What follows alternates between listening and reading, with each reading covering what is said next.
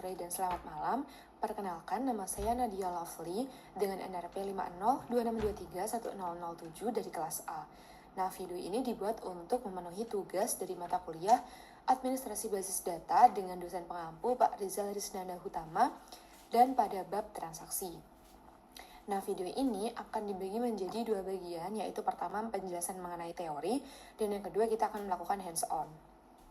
Nah, kita akan masuk ke bagian yang pertama terlebih dahulu. Nah, sebelum masuk ke hands-on, kita harus tahu dulu dong apa itu transaksi. Transaksi merupakan sebuah proses merubah data yang ada di dalam database dan hasilnya itu antara semuanya itu harus berhasil, 100% berhasil, atau semuanya gagal, atau 100% gagal. Nggak boleh setengah berhasil atau setengah gagal. Nah, misal nih, transaksinya berhasil, maka datanya akan disimpan. Tapi kalau misal transaksinya gagal, maka datanya tidak akan disimpan dan transaksi tidak akan pernah dianggap kalau transaksi itu ada.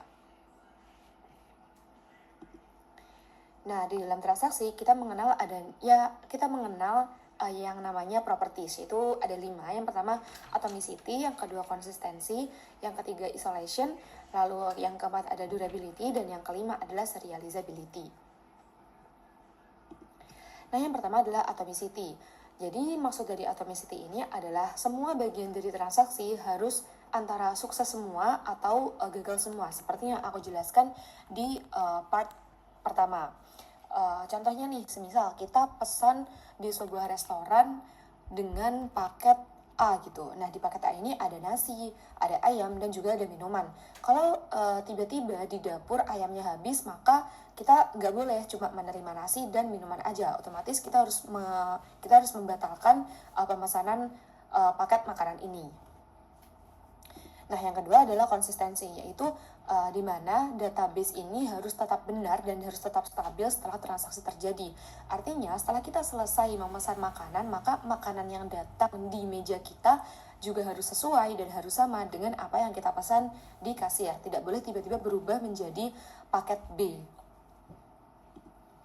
Nah, yang ketiga adalah isolation, di mana transaksi ini tidak saling overlapping satu sama lain sampai salah satunya selesai. Jadi misalnya, transaksi A menggunakan sebuah data. Nah, data ini tidak boleh digunakan oleh transaksi B. Jadi transaksi B harus menunggu transaksi A selesai dulu. Lalu yang keempat adalah durability, di mana sekali transaksinya sudah selesai, maka hasilnya itu akan disimpan dan tidak akan hilang. Nah, yang kelima atau yang terakhir adalah serializability, di mana ketika terjadi banyak transaksi di waktu yang bersamaan, maka hasilnya ini harus tetap konsisten, seakan-akan transaksinya ini dijalankan satu persatu. Nah, selanjutnya kita akan membahas mengenai transaction management. Nah, untuk memulai transaksi di dalam database, kita itu terdapat 3 keyword utama, yaitu yang pertama ada begin, di mana untuk memulai transaksi kita harus mengetikkan begin di terminalnya. Kemudian, kalau misal kita sudah yakin tentang transaksi yang kita buat, kita bisa melakukan commit. Nah, commit ini anggapannya kita menyimpan sebuah file. Nah, kalau rollback itu ketika terjadi kegagalan di dalam transaksi dan kita ingin menghapus transaksi yang gagal tersebut, kita mengetikkan rollback.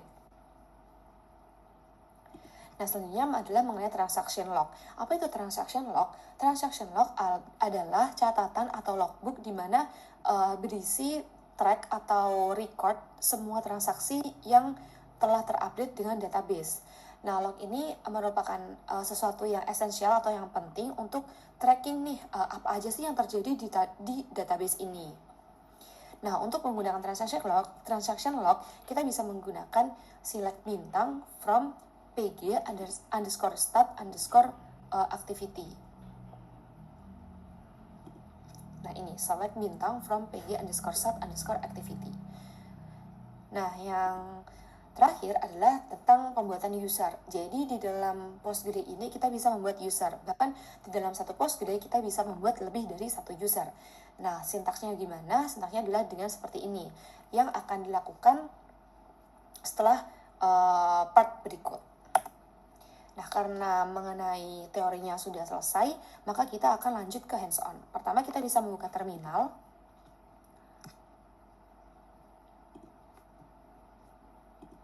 Oke.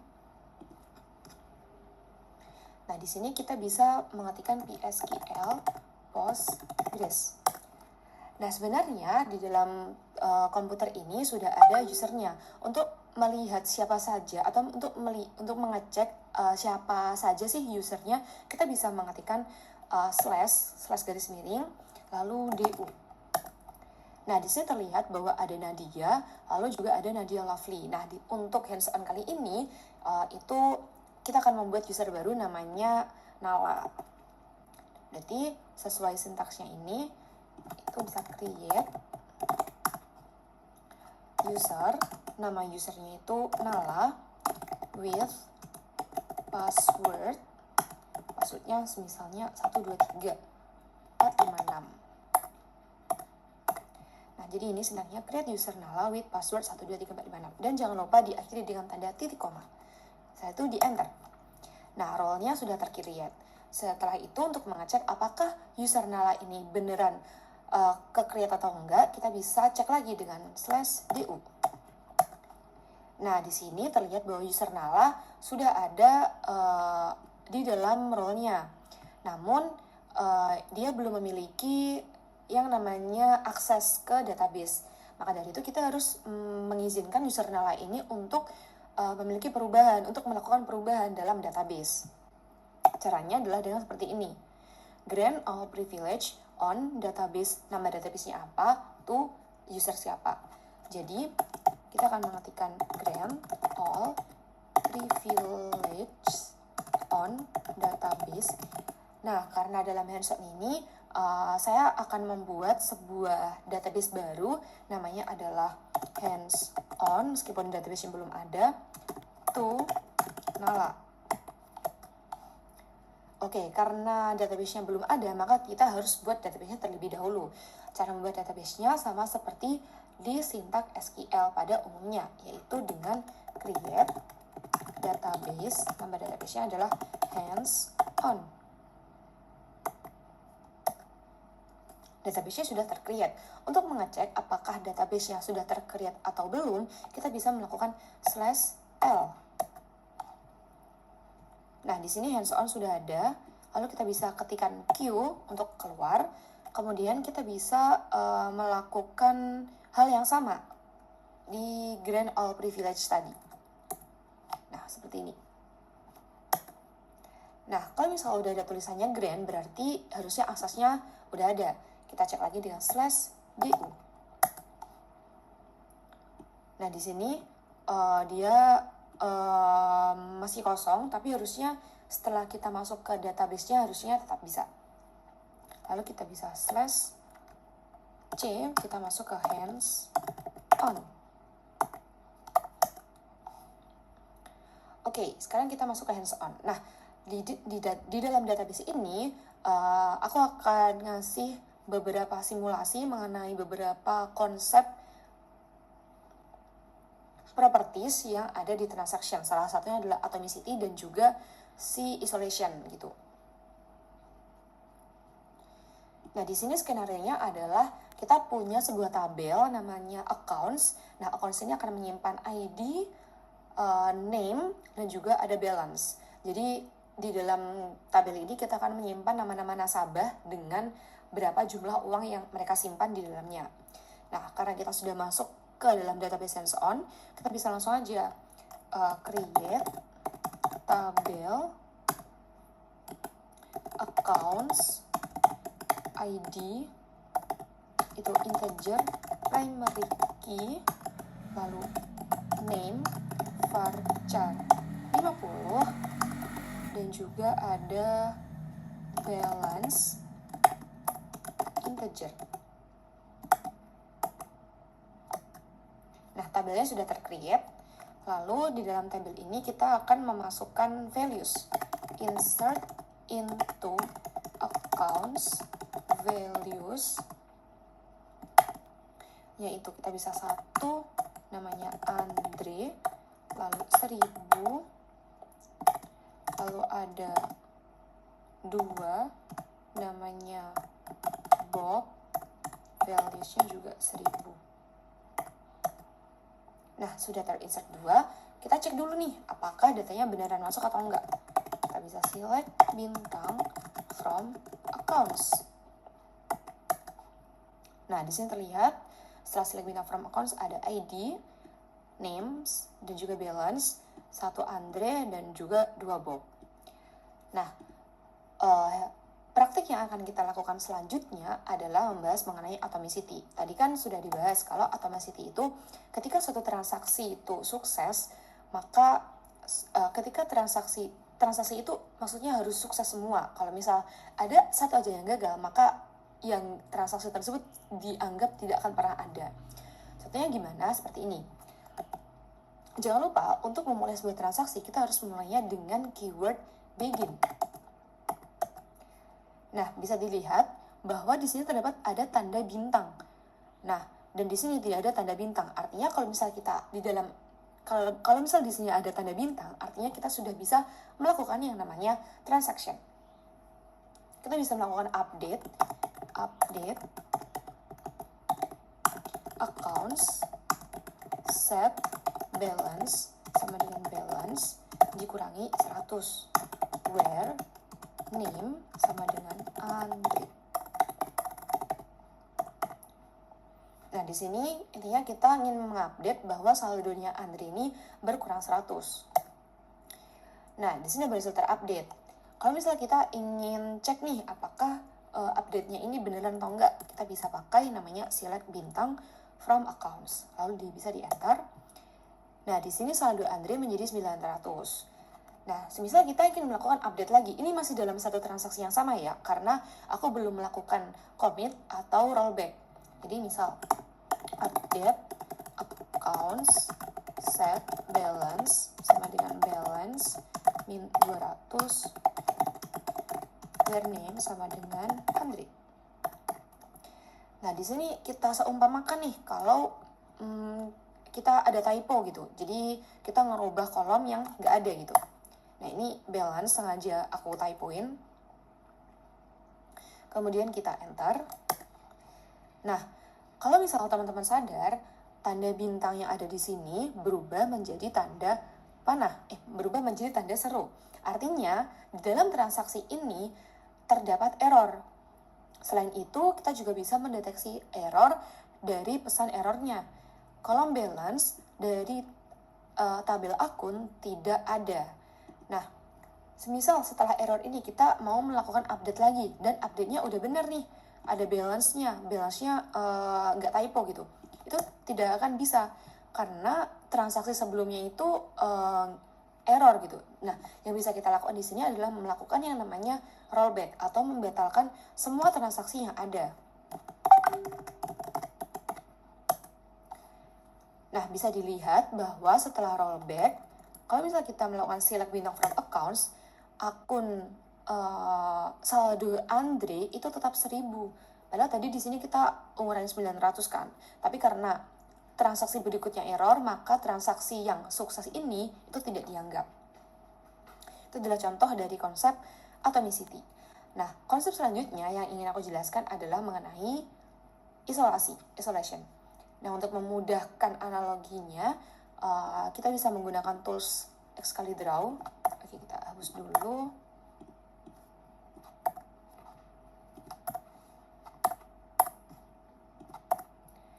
Nah, di sini semisal nih kita punya satu database. Tadi kan nama database-nya itu database accounts. Nah, kemudian database account ini katakanlah diakses oleh 2 orang programmer. Nah, 2 orang programmer ini bertempat tinggal yang jauh. Katakanlah ini programmer A dan juga ini programmer B. Nah, suatu hal yang dilakukan oleh programmer A terhadap database ini tidak akan diketahui oleh programmer B, karena ya nggak mungkin dong programmer A harus ngechat atau harus memberitahu apa saja yang dilakukan terhadap database account ke programmer B, dan juga sebaliknya programmer A tidak tahu apa aja yang dilakukan oleh programmer B terhadap database accounts. Nah, untuk melakukan hands-on ini kita akan menggunakan 2 buah terminal. Jadi di sini kita akan keluar atau akan kita bersihkan dengan clear.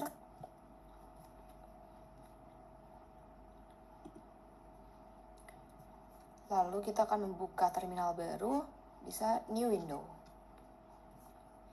Nah, di terminal yang baru, jangan lupa kita masuk ke PSQL Postgres-nya, kemudian kita masuk ke database. Tadi itu nama database-nya adalah hands-on. Kita bisa /c hands-on.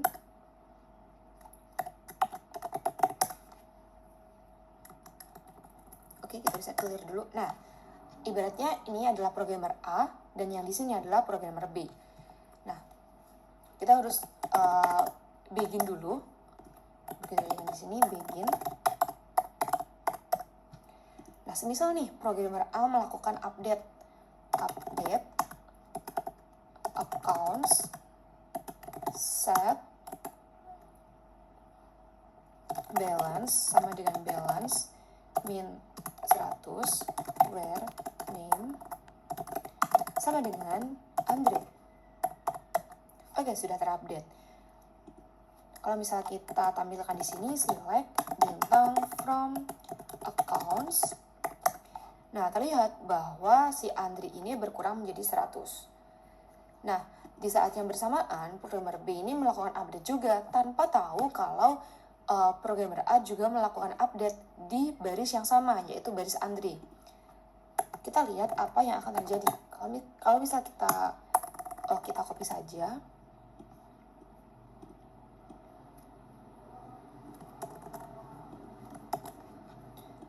Tapi di sini kita akan menguranginya dengan misalnya 700. Nah, kalau teman-teman bisa lihat, programmer B ini akan melakukan loading. Jadi dia akan menunggu secara terus-menerus sampai transaksi yang pertama kali mengakses data ini itu diselesaikan. Nah, diselesaikan ini antara di commit terlebih dahulu atau di rollback. Kalau misal kita melakukan commit di sini, nah bisa dilihat seketika programmer B ini bisa melakukan update. Nah, kalau misal kita lakukan select bintang from accounts, datanya adalah tetap 900. Padahal di sini kita menguranginya lagi dengan 700. Kenapa? Nah, jangan lupa karena perubahan ini belum di-commit. Nah, untuk biar berkurang 700 juga, kita juga harus commit perubahan ini.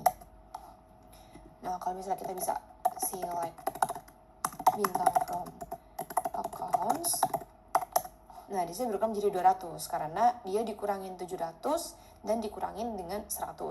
Kalau misalnya kita select from accounts juga, nah di sini sudah terupdate menjadi 200. Nah, tadi merupakan hands-on singkat mengenai transaction. Oh iya, ada satu lagi yang kurang, yaitu mengenai log. Untuk mendapatkan log, kita bisa mengaksesnya melalui select bintang from ini. Nah, karena programmer B udah nggak dibutuhkan lagi, kita bisa tutup saja. Oke, di terminate. Dan di sini kita bisa select bintang from pg stat underscore activity.